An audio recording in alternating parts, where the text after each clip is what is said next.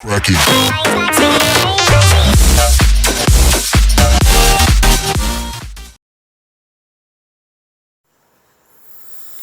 Boa noite. Mais uma vez estamos aqui presentes. Nos vemos ontem, terça-feira, e hoje, para a glória do Senhor, estamos aqui de volta para continuar o assunto de ontem e, se Deus permitir, concluí-lo hoje. Amém? Sejam bem-vindos todos, fiquem à vontade, vão se assentando, que o Espírito Santo possa ministrar o coração de vocês. Amém? Vamos orar um pouco e pedir que o Senhor possa manifestar esta graça onde quer que você esteja. Pai amado, louvado, exaltado, engrandecido seja o teu nome. Tu és maravilhoso, Pai. Tu és perfeito em tudo que faz. Os teus planos são maravilhosos e nós louvamos. Agradecemos ao Senhor por ter nos dado a honra de te conhecer por meio de Jesus e nos chamar para esta grandiosa obra que temos hoje experimentado, de tornar conhecido o teu nome entre as nações e poder revelar o teu caráter através de nossas vidas. Pai, te peço, perdoa-nos pelos momentos que nos deixamos levar pelos nossos desejos e vontades, pelas nossas fraquezas, e permitimos que saísse mais a nossa vontade ou natureza do que a tua. Perdoa-nos. Que cada dia mais possamos negar a nossa vontade e ressair a tua glória, para que as pessoas vejam a tua luz através de nós e glorifiquem ao Pai o teu nome que está no céu. Assim, Pai, eu quero te agradecer por tudo. Tu és o dono de todas as coisas. Tu estás no controle de todas as coisas. Por isso, louvor, honras e glórias ao teu nome. Pai, manifesta esta graça que o Senhor está manifestando neste local onde eu estou, sobre a vida de cada irmão meu, onde quer que esteja. Que ele sinta a tua presença real e alegre-se por ter a oportunidade de viver uma nova vida em Cristo Jesus. Senhor, que esses tempos difíceis não venham minimizar ou diminuir ou ainda apagar a nossa fé. Pelo contrário, anima-nos a ser ainda mais ousados e mais fervorosos no Espírito. Em nome de Jesus, ó Pai, atende a minha súplica para a honra, glória e o louvor do teu nome. Amém. Glória a Deus. Como eu disse para vocês no início, nós estamos retornando para concluir o assunto que iniciamos ontem, que trata-se do terceiro pilar, que é comunhão. Nós estamos falando sobre os pilares da vida cristã e ontem iniciamos o terceiro pilar e justamente esse terceiro pilar fala de comunhão e nós, pela graça de Deus, estaremos concluindo hoje, se assim o Senhor nos permitir. Se você já é inscrito, dê o seu like aí, dê o seu joinha, tá bom? Marca aí para dar uma força pra gente. Se você não se inscreveu, inscreva-se no nosso YouTube, tá bom? Igreja Andante. E também visite nossa página lá no Instagram, também Igreja Andante. Nós vamos estar aí com algumas postagens também lá no Instagram, algumas palavras breves, algumas frases, para que a gente também possa ali, através desse canal também, abençoar a sua vida, tá bom? Então Deus continue abençoando. Mais uma vez digo, sejam bem-vindos a todos, boa noite, e que Deus possa realmente continuar fortalecendo você na fé. Irmãos, eu tenho orado também nesses dias para que o Senhor nos anime na fé. Nós estávamos tão acostumados a viver tão voltado para as nossas questões, que as nossas preocupações e tristezas se baseavam nas nossas questões financeiras, nas nossas questões de saúde, né? E isso tomava todo o nosso tempo e muitas vezes até era o único ponto das nossas orações. Mas nós precisamos entender e lembrar que somos discípulos de Cristo Jesus para a glória dele ser revelada aos homens. Então nós precisamos entender que, embora não estejamos reunidos no contexto de espaço de reunião, nós somos discípulos, o Espírito do Senhor habita em nós e nós precisamos manifestar esta graça. Se não temos a condição de sair, podemos dobrar nossos joelhos e permitir, pelas orações e intercessões, que o nome do Senhor seja realmente expandido na terra. E também podemos clamar pelas nações, podemos clamar pelos nossos irmãos que estão espalhados no quatro cantos da terra, podemos orar pelas pessoas que estão necessitadas, principalmente por aquelas que não conhecem a verdade e estão perecendo. Então eu peço que realmente o Espírito Santo nos torne fervorosos e que realmente o amor dele seja abundante sobre nossas vidas, tá ok? Lembre-se que você tem um compromisso com Cristo, então aproveita o seu tempo também, né? Caso você não conseguiu administrá-lo ainda, então administre de forma que você tenha um tempo de oração eficaz, tempo de leitura da tua palavra e aprenda mais acerca do Senhor. E essa edificação que ele vem promovendo para você seja notória aos seus vizinhos, aos seus contatos na web, né? De forma que o nome dele seja glorificado, tá ok? Que bom poder falar isso com vocês. E como eu disse para vocês ontem, eu repito, estou muito satisfeito por poder estar conversando com vocês no meio desse canal, né? E de certa forma também animá-los na fé, dizendo que o nosso Deus continua reinando no trono, ele não mudou, ele não perdeu o controle, mas nós estamos como igreja aprendendo a viver num novo tempo, dentro de um novo desafio. A igreja do primeiro século teve o desafio dela, a igreja de outros séculos, de outros momentos, teve seus desafios, e cada igreja, cada momento que a igreja passou, melhor dizendo, ela aprendeu a viver naquele contexto. Precisamos aprender como igreja como viver hoje e realmente revelar Jesus para a glória dele. Tá bem? Bem, sem mais delongas, né, voltemos ao assunto em questão. E eu falava para vocês ontem de alguns pontos que eu gostaria de relembrar rapidamente. Dentro desses pontos eu falava, eu usei um texto de 1 Coríntios, capítulo 10, versículo 17, e que dizia que nós somos, deixa eu ler para vocês, porque nós, conquanto muitos,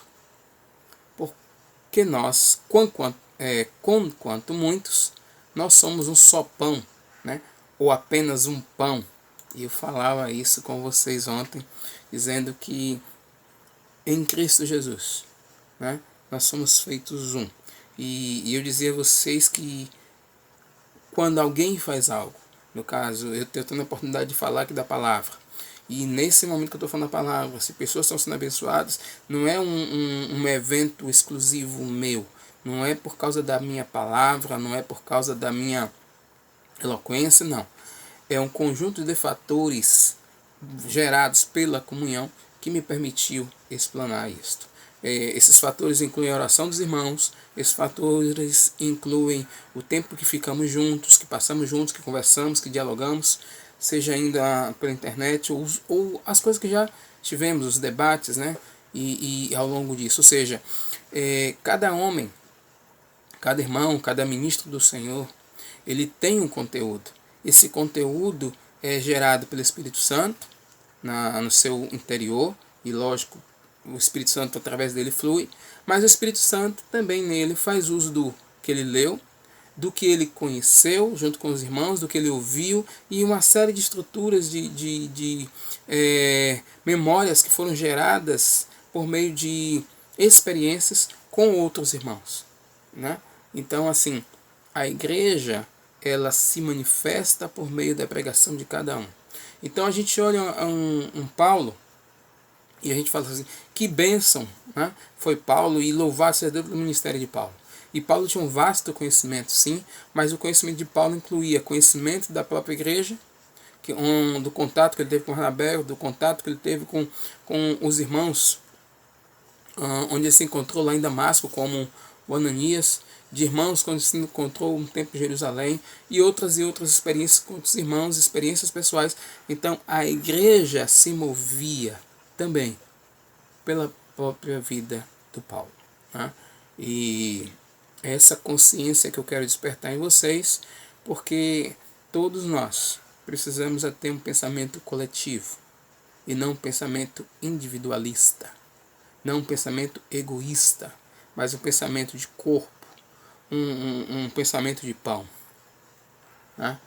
E nesse pensamento nós possamos ter a ousadia e a liberdade de falar da verdade, viver a verdade, sabendo que estamos representando cada irmão de qualquer canto desta terra, porque estamos unidos pelo mesmo Espírito em Cristo Jesus, e Ele vai permitindo que os entendimentos sejam mútuos.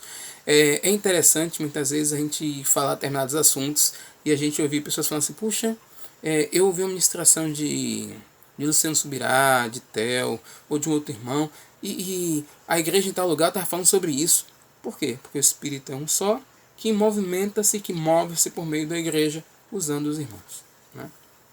E uma outra lembrança também que eu falei para vocês ontem, sobre a questão das reuniões, a importância da reunião e a importância da sua participação. Não apenas como ouvinte, mas como um elemento atuante. Quando você faz uma pergunta, quando você traz uma contribuição, quando você acrescenta algo que está sendo ali colocado, né? Isso faz com que aquela reunião ela seja melhor aproveitada por todos, né? Porque todos contribuem para que haja uma formação de um entendimento, de um conhecimento. Às vezes é uma colocação sua que vai ajudar na construção de algo que estava já sendo iniciado na vida de outro irmão. Então temos que ter a consciência que a nossa participação ela é importante. Precisamos sim da orientação do Espírito Santo, estar atento no que está sendo colocado para que a gente possa fazer parte e somar com aquilo que está sendo dito. Por isso eu particularmente gosto muito quando até nas reuniões de domingo os irmãos interagem, participam, porque esse ambiente de comunhão, esse ambiente coletivo de participação é que realmente é um ambiente agradável. Os irmãos que me conhecem pessoalmente sabem que eu sempre falo assim, eu gosto de casa cheia, gosto de estar muito com pessoas, né?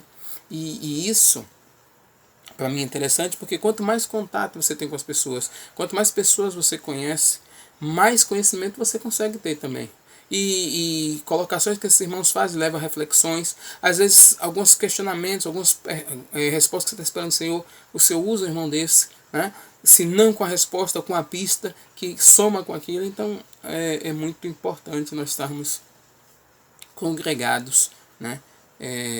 Juntos, tá bom? Então que pensemos nisso, que lembremos nisso, que foi algo que nós abordamos até ontem. Já avançando para hoje especificamente, assim como é muito bom a gente andar junto, ter esses contextos que eu falei de somar, de contribuir, existe também a parte que é negativa, né? Não diz respeito à comunhão necessariamente, mas de respeito à responsabilidade da comunhão. Como assim responsabilidade da comunhão? No momento que eu me torno um e eu passo a ser um, e lógico, para que eu possa ser um, eu tenho que abolir com egoísmo, né? Com individualismo, não com a individualidade. A individualidade é importante, ou seja, você ser quem você é, com suas características, sua personalidade, contribuirá para o todo. Mas ser individualista, agir sozinho, agir de forma egoísta, isso vai contra a unidade, né? Então, mas você sendo com sua personalidade, você vai somar, né? Aí a gente fala até o exemplo dos dedos, né? Porque vamos dizer que cada dedo corresponde a pontos fortes, né? Então, ponto forte desta pessoa, ponto forte dessa pessoa. E os valezinhos entre os dedos são os pontos fracos. Então, se esta pessoa, com sua personalidade, com suas características, se une a essa outra, a tendência vamos dizer que realmente a tendência é que as partes fortes dela cubra as partes fracas do outro. Então, respeitando a individualidade, a personalidade, as características de cada um, isso pode acontecer. Então, por isso que a gente fala de individualidade, personalidade é importante para a soma, mas o individualismo, o egoísmo, ele é ruim. Quando o individualismo se manifesta, ele leva-nos a desconsiderar que estamos num todo, que somos um, e nos leva a agir de forma isolada. O problema é que em Cristo, inevitavelmente, nós somos um. Não tem como eu me render a Cristo Jesus e caminhar sozinho. Eu posso até dizer que eu não quero, eu posso até dizer que eu sou um cavaleiro solitário, que eu ando sozinho, mas é de boca para fora. Por que de boca para fora? Porque a igreja de Cristo Jesus constitui o corpo dele, onde ele é o cabeça. Então, quem rende-se ao governo de Cristo, automaticamente faz parte e entra no corpo. Isso é fato. Então, a pessoa pode até dizer que não concorda, não gosta, mas existe um fato que foi criado pelo próprio Senhor, que é que todos aqueles que se renderam ao seu governo passam a fazer parte do seu corpo. E quanto mais entendemos isso, melhor, porque vamos funcionar da forma que tem que funcionar, de forma que o nome do Senhor seja glorificado. Mas vamos lá. Não considerando isso, vamos buscar ser individuais, e o problema de ser individual é que vamos ter atitudes que possam nos levar a pecados, e esses pecados que a gente possa achar que é problema nosso, não serão problema apenas nosso. Será problema do corpo. Então, nossas ações individuais, elas prejudicam o conjunto, igreja. Mas Jackson, não. Mas a consequência não vai cair sobre mim. Você vai ter as suas consequências, mas a igreja também sofrerá as consequências. Por quê?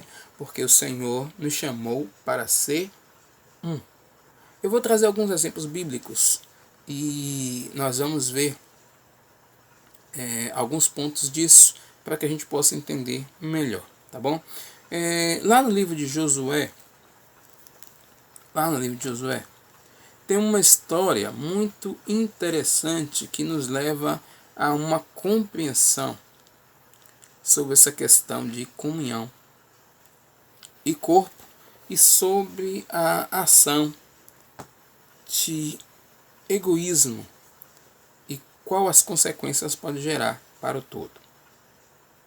A gente lembra que Josué, orientado por Deus, eles vão contra a cidade de Jericó. Era uma cidade extremamente fortificada,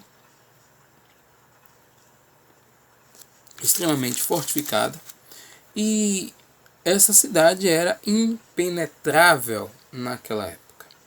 Mas o Senhor dá vitória ao povo de Israel, e o povo de Israel conquista Jericó. Mas o Senhor havia dado uma orientação, né? O Senhor havia dado uma orientação para aquele povo. A orientação foi que eles não iam tomar nenhum dos despojos, porque todo despojo seria oferecido ao Senhor. Então, o povo invadiria Jericó, mataria seus habitantes, tudo, e não ficaria com nenhum despojo, porque os despojos pertenciam ao Senhor.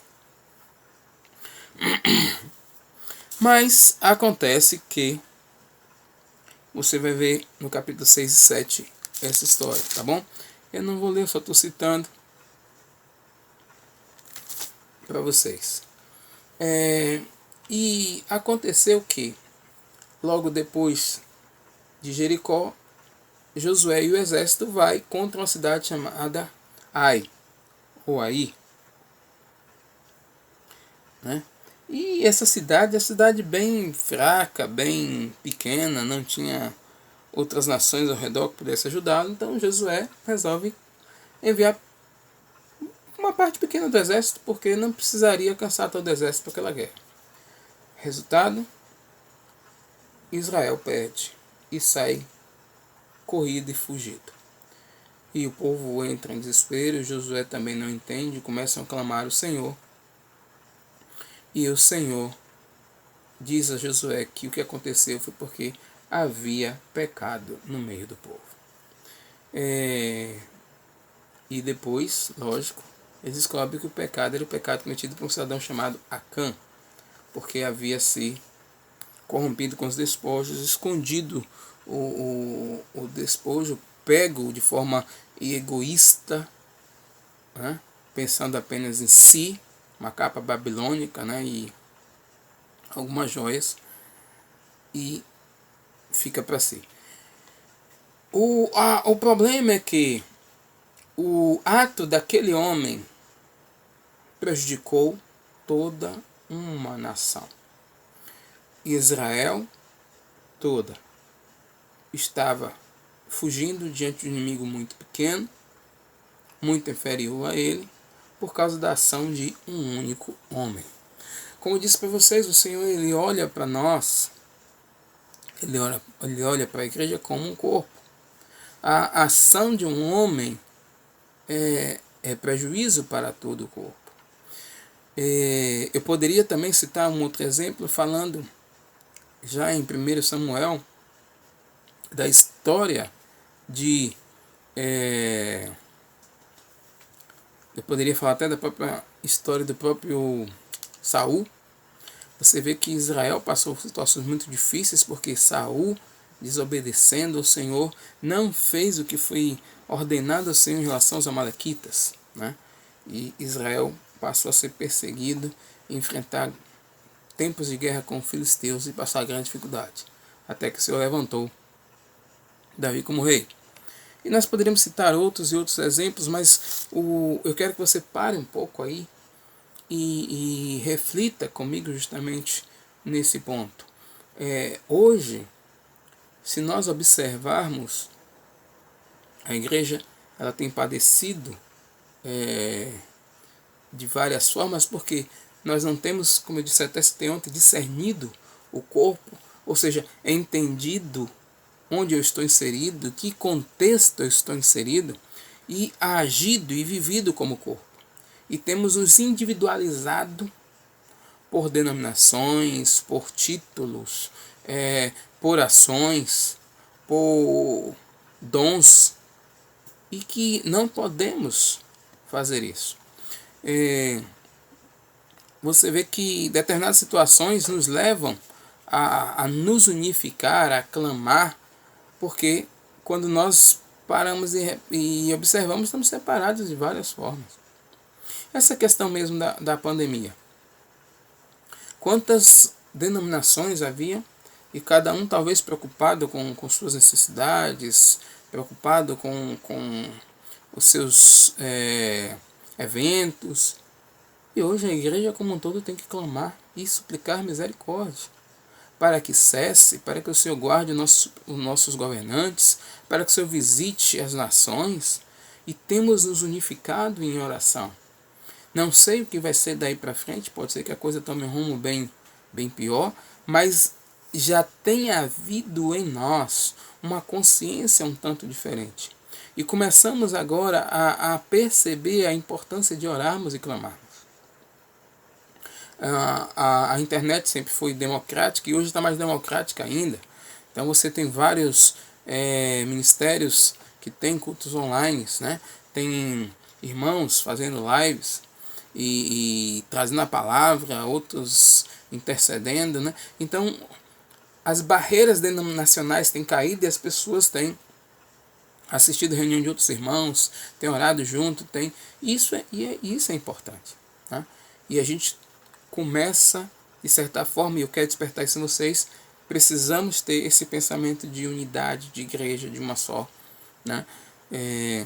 Entendendo nosso papel, nosso serviço e contribuindo e somando com a igreja aqui na terra.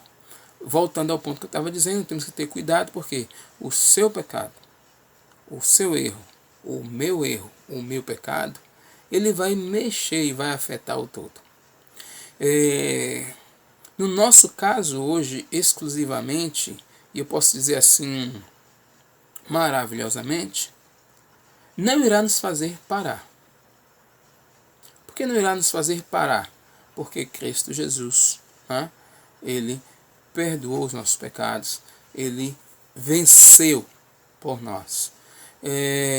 Contudo, precisa haver em mim e em você um sentimento como houve em Cristo Jesus. Não é o sentimento de apontar, não é o sentimento de dizer a igreja está assim, estamos passando por isso porque a culpa é do pastor, porque a culpa é de fulano. Precisamos ter em nós o sentimento que Cristo Jesus teve pela igreja, porque ele sabia o contexto que se encontrava a igreja, e depois eu explico o tempo para você, porque a igreja não existiu a partir de Cristo, ou melhor, a igreja não existiu a partir do Novo Testamento, mas outro dia eu falo sobre isso. Mas, ou seja, ele veio e pagou o preço. Então, se há um diferencial em Cristo para nós hoje, comparado às histórias que eu contei, existem os pecados de Acã e o de Saul, eles afetaram tudo e fizeram com que Israel pagasse. Hoje nós, afeta o todo? Afeta, mas não nos fará parar. Por quê? Porque Cristo Jesus assumiu o nosso lugar e pagou todo o débito. Mas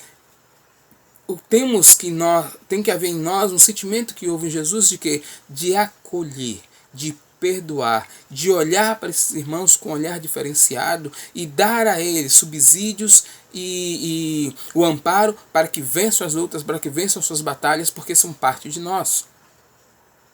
Jesus, ele quando esteve aqui na terra, ele não veio julgar, ele veio determinar que havia um caminho, e ele era esse caminho. E ele se colocando como caminho, ele se colocou como cura, ele estava junto para não condenar, mas para aproximar e dizer, olha, tem jeito, tem uma opção, tem uma maneira de você vencer isso. E a gente vê isso em vários momentos.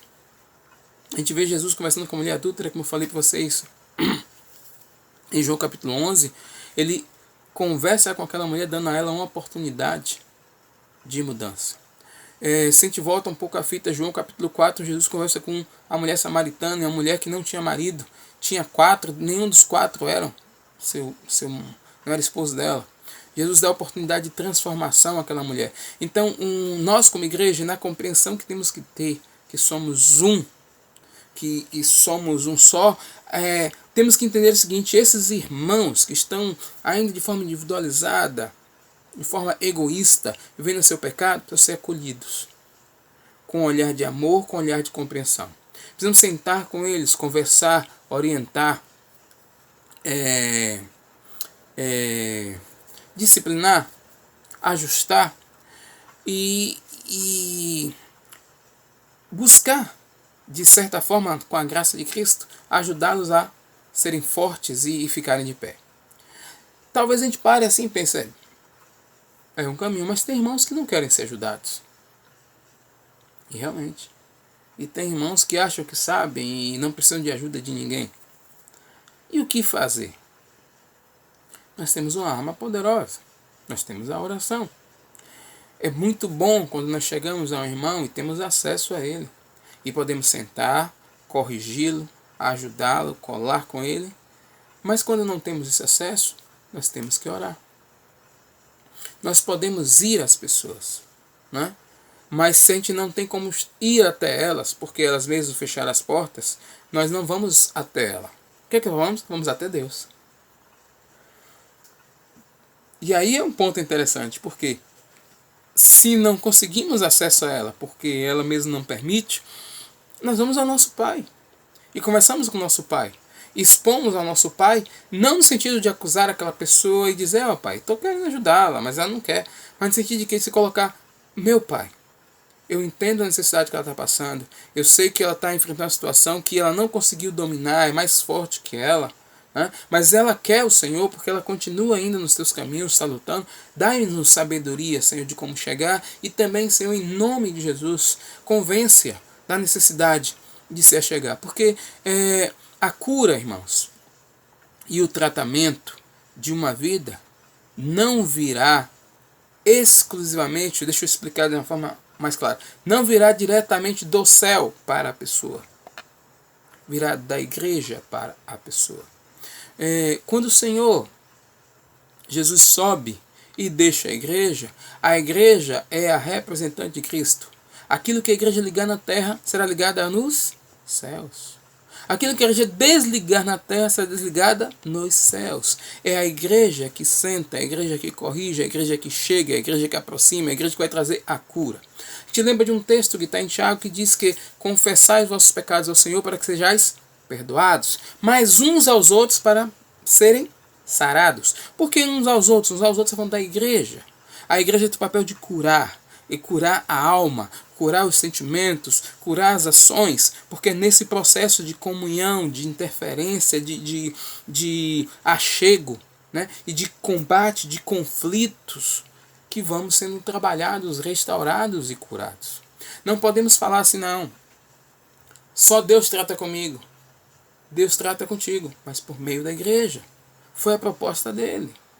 Irmãos, dá uma paradinha aí e pensa. Atos capítulo 9. Vamos ver essa história de Atos 9. Você já deve estar ciente que Atos 9 fala da conversão de Saulo. Atos capítulo 9.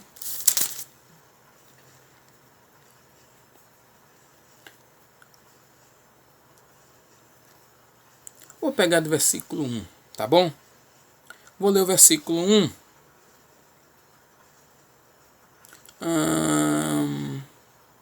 Vamos ler no versículo 1 em diante, tá bom? Atos 9 diz assim: E Saulo, respirando ainda ameaças e mortes contra os discípulos do Senhor, foi ao sumo sacerdote e pediu-lhe cartas para Damasco, para as sinagogas, para que quando ele encontrasse homens ou mulheres que eram do caminho, ele pudesse trazê-los presos a Jerusalém. Então, Paulo recebe carta lá, vai pedir carta aos sacerdotes e tem autoridade para, se encontrar alguém do caminho, ou seja, aqueles discípulos de Jesus lá em Damasco, ele tinha autoridade para trazê-los presos para Jerusalém. Versículo 3. E enquanto ele viajava, ao aproximar-se de Damasco, repentinamente brilhou uma luz do céu ao seu redor. E ele, caindo em terra, ouviu uma voz que lhe dizia: Saulo, Saulo, por que me persegues? E ele disse: Quem és tu, Senhor? E disse o Senhor: Eu sou Jesus, a quem tu persegues. Duro é para ti chutar ou recalcitar contra os aguilhões. Versículo 6. E ele, tremendo e atônito, disse: Senhor, o que queres que eu faça? E aí, lógico, Paulo tem um encontro extraordinário com Cristo Jesus. Paulo está perseguindo a igreja, está prendendo gente, está matando gente, como consentiu na morte de Estevão. E no caminho para Damasco, o Senhor Jesus se apresenta a ele e Paulo cai no chão, naquela luz que brilhou. Já era meio-dia, imagine que luz foi que Paulo viu, porque por volta de meio-dia, algo brilhar mais que o sol só poderia ser o Senhor. E ele cai por terra. Se ele estava de cavalo, estava a pé, não é o caso. Mas ele cai em terra e ele pergunta: Quem és tu, Senhor? Eu sou Jesus, a quem tu persegues. E nesse ponto que eu li para vocês, versículo 6, diz assim, repetindo: E ele, tremendo e atônito, diz: Senhor, o que queres que eu faça? Então ali, Paulo já percebe que estava fazendo besteira e sabe que Jesus ressuscitou, porque Jesus está falando com ele. E ele pergunta: O que você quer que eu faça, Senhor? Olha o que Jesus diz a ele. E disse o Senhor: Levanta-te e entra na cidade, e lá te será dito o que deves fazer. Irmãos, esse ponto aqui é um ponto para reflexão e um ponto que merece nossa atenção. Jesus poderia ter dito ali a Saulo, né? Poderia ter dito: Olha, eu quero que você seja um vaso escolhido. Eu quero que você faça tal coisa, porque meu serviço é esse, o meu desejo para a sua vida é essa, tal. E poderia ter explicado tudo ali. Mas esse papel é da igreja. Jesus é o cabeça e manifesta o desejo dele por meio da igreja. E a resposta que Jesus deu a Saulo foi: entra na cidade e lá te será dito. E a gente conhece a história, não vou continuar lendo aqui, mas quem quiser depois ler com calma, a gente vai ver que o Senhor vai levar vai despertar um cidadão chamado Ananias. E esse cidadão Ananias, que fazia parte da igreja em Damasco, né, é chamado pelo Senhor para ir até Paulo. Paulo ficou sem enxergar. E quem trouxe a cura? A igreja, por meio de Ananias. Paulo foi batizado. Por quem? Por Ananias. Ou pela igreja, por meio de Ananias. Paulo recebeu o batismo do Espírito Santo. Por quem? Por Ananias, ou seja, por meio da igreja. A igreja que atuou, a igreja que revelou o que Paulo deveria ser feito. O Senhor conversa comigo, o Senhor conversa com você. O Senhor manifesta-se a nós, mas os dons e ministérios, ou melhor, os ministérios, eles fluem por meio da igreja. Tem um outro texto que eu quero animá-los, que está em Efésios, capítulo 4. Também é um texto conhecido nosso. Aqui, Efésios 4. E eu quero ler o verso 11. Eu vou ler do verso 11 ao 13, tá ok? Efésios, capítulo 4, do verso 11 ao 13. E diz assim: E ele mesmo deu alguns para apóstolos, e alguns para profetas, e alguns para evangelistas, e alguns para pastores e mestres. Versículo 12. Para o aperfeiçoamento dos santos, para a obra do ministério, para a edificação do corpo de Cristo. Versículo 13. Até que todos cheguemos à unidade da fé e ao conhecimento do Filho de Deus, a homem perfeito, à medida da estatura da plenitude de Cristo. O Senhor estabeleceu para apóstolos, outros para profetas, outros para evangelistas, outros para pastores e mestres, para a edificação da igreja. Saulo torna-se apóstolo para a edificação da igreja. Timóteo, presbítero, para a edificação da igreja. Filipe, evangelista, para a edificação da igreja. O Barnabé, filho do trovão, né, com seu papel de consolação, de ajudar outros mais novos, como ajudou Saulo e depois foi ajudar João Marcos, para a edificação da igreja. Tito, Epafrodito e tantos outros que eu poderia citar, para a edificação da igreja. E a igreja acontece que ela vem manifestando a glória do Senhor e a vontade do Senhor na terra, porque esse é o desejo de Deus. Revelar-se na terra. Mas essa revelação será por meio da igreja. O meu papel e o seu, fazendo parte dessa unidade, é permitir que o nome do Senhor seja expresso. Amém, irmãos? Então eu preciso ter uma consciência de unidade, e uma consciência de unidade que me leva a olhar para os meus irmãos com suas fraquezas, com olhar de compaixão, com olhar de perdão, para acolhê-lo. Irmãos, a Bíblia nos ensinou que haveria o trigo e haveria o joio. Mas o Senhor não disse para tratarmos o trigo diferente do joio. Não. E nem para arrancar o joio do meio do trigo. Ele disse: deixai-os crescer juntos. Se eles vão crescer juntos, eles vão estar no mesmo ambiente. Se vão estar no mesmo ambiente, independente de quem é joio, independente de quem é trigo, eu preciso tratá-los da mesma maneira. Há uma ordenança do meu Senhor, revelada em Cristo, e que tem que ser vivida por mim e por você todos os dias. Amar o Senhor nosso Deus com todo o coração, com toda a nossa alma, com todo o nosso entendimento, e ao nosso próximo como a nós mesmos. E Jesus ainda acrescenta, dizendo: novo mandamento vos dou, que vos ameis uns aos outros como eu vos amei. Então, irmãos, se eu posso concluir para vocês esse terceiro ponto, explicando comunhão, eu digo que a comunhão é a expressão do amor de Cristo. A expressão é essa que nos manterá unidos como corpo e nos manterá unidos para que este mundo conheça a verdade e haja revelação. Vocês sabem que quando formos um, o mundo saberá que Jesus foi enviado. mas para que ele saiba que somos um, precisamos viver em comunhão. E só viveremos em comunhão quando aprendermos a amar como Cristo amou. Reflita nisso, amados. Deus abençoe vocês. Foi mais uma vez uma satisfação muito grande poder compartilhar um pouco com vocês. Meu coração está em chamas aqui agora, está ardendo de alegria, de gozo e também de temor. Porque preciso rever cada dia meus passos, preciso reanalisar, reavaliar minhas posturas e suplicar para que cada dia mais esse amor seja derramado sobre mim pelo Espírito, como a palavra revela em Romanos.